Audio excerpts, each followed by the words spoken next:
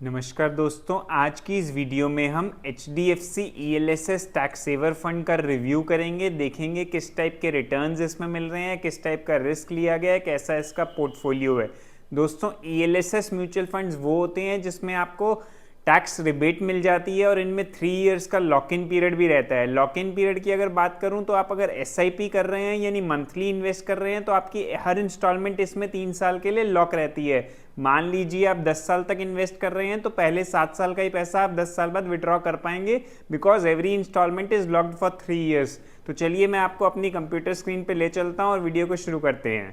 Friends, HDFC ELSS tax saver fund की अगर बात करें तो आपको अगर टैक्स सेविंग्स लेनी है और साथ के साथ वेल्थ क्रिएशन करना है तो ये एक अच्छा म्यूचुअल फंड है। ध्यान रहिए कि इनकम टैक्स रिबेट आपको ओल्ड इनकम टैक्स रिजीम में ही मिलती है। अगर आप new income tax regime opt कर रहे हैं तो आपको इनकम टैक्स रिबेट नहीं मिलती है। और इस फंड में आपको सेक्शन 80C के अंडर मैक्सिमम 1,50,000 तक की टैक्स रिबेट मिल जाती है। ये फंड स्टार्ट हुआ था 2 अप्रैल 1996 को। इसका NAV यानी प्राइस पर यूनिट है 1150.794।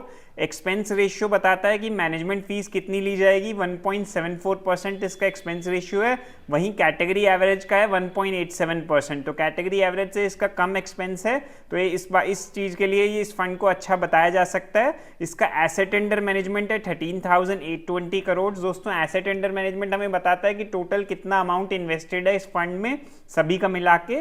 मिनिमम इन्वेस्टमेंट की बात करें तो आप लमसम, एडिशनल और SIP मींस मंथली इन्वेस्टमेंट आप 500 से स्टार्ट कर सकते हैं, लमसम भी, और मैक्सिमम की कोई भी लिमिट नहीं है, आप जितना चाहे इन्वेस्ट कर सकते हैं। पोर्टफोलियो की बात करें तो लार्ज कैप यानी टॉप 100 कंपनीज में 83% का एक्सपोजर है।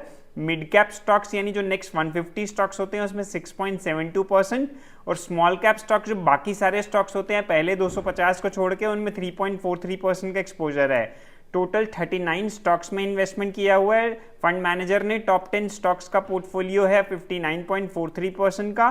टॉप के 3 सेक्टर्स में 46.7% का एक्सपोजर है। टॉप के 10 स्टॉक्स देख लेते हैं कौन कौन से हैं इस म्यूचुअल फंड में।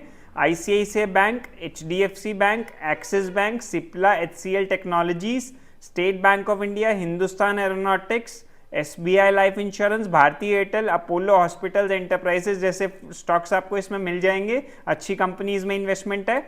चलिए अब रिटर्न्स देख लेते हैं इस म्यूचुअल फंड ने कैसे बना के दिए हैं। अगर आपने लमसम अमाउंट इन्वेस्ट किया है 1 लाख का तो कितना अमाउंट बना है, क्या रिटर्न आया और कैटेगरी एवरेज में कितना रिटर्न रहा है, दोनों को कंपेयर भी हम करेंगे। 1 साल पहले किसी ने अगर 1 लाख इन्वेस्ट किया है तो अमाउंट बन गया है 1,47,000, 47% की रिटर्न आई है। वहीं कैटेगरी एवरेज में 40.7% की रिटर्न आई है। 3 साल पहले किसी ने इसमें इन्वेस्ट किया है तो अमाउंट डबल हो गया है, 2 लाख रुपए बन गया है, 25.99% का रिटर्न है। वहीं कैटेगरी एवरेज को आउट परफॉर्म इसने किया है, कैटेगरी एवरेज में 20.95% की रिटर्न है। 5 साल पहले किसी ने इन्वेस्ट किया है तो 1 लाख तो 2,19,000 बना है, 17% का रिटर्न आया। कैटेगरी एवरेज से थोड़ा सा कम रिटर्न रहा है 5 साल में। और 10 साल के पीरियड में 1 लाख का बना है 4,28,000, 15.6% का रिटर्न है। कैटेगरी एवरेज से थोड़ी सी अंडर परफॉर्मेंस है 10 साल के पीरियड में भी। तो पहले जो अभी के 3 साल हैं लास्ट के, उसमें इस फंड ने काफ़ी पिक किया है। अगर इसके रिटर्न्स देखें तो उससे हमें ये पता लग रहा है। SIP के रिटर्न्स देख लेते हैं आप, यानी किसी ने अगर 1,000 पर मंथ इन्वेस्ट किया है तो कितना अमाउंट बना है, क्या रिटर्न आया है वो देख लेते हैं। 1 साल में आया है 14,758 का अमाउंट, 45% की रिटर्न। 3 साल में बना है 53,366 का अमाउंट, 1,000 की SIP से 27% की रिटर्न। और 5 साल में अमाउंट बना है 1,10,000, 24.7% की रिटर्न। 10 ईयर्स में अमाउंट बना है 2,76,000, 15.9% की रिटर्न।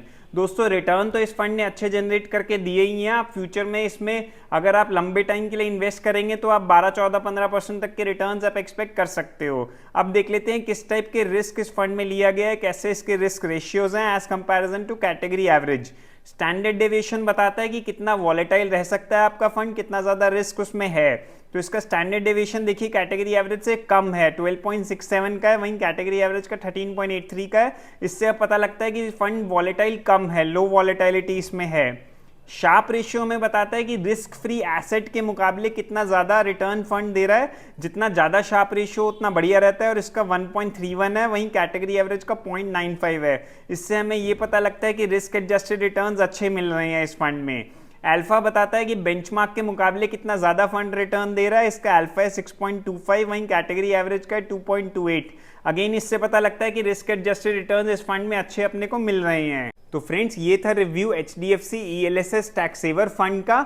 मैंने अपना इंस्टाग्राम चैनल का लिंक और काफ़ी अदर यूजफुल लिंक्स डिस्क्रिप्शन में डाल दिए हैं, आप उनको भी एक्सप्लोर कर सकते हैं। आज की वीडियो यहीं तक थी, अगर पसंद आई हो तो लाइक करें, हमारे चैनल को सब्सक्राइब कर लीजिएगा। Thank you for watching.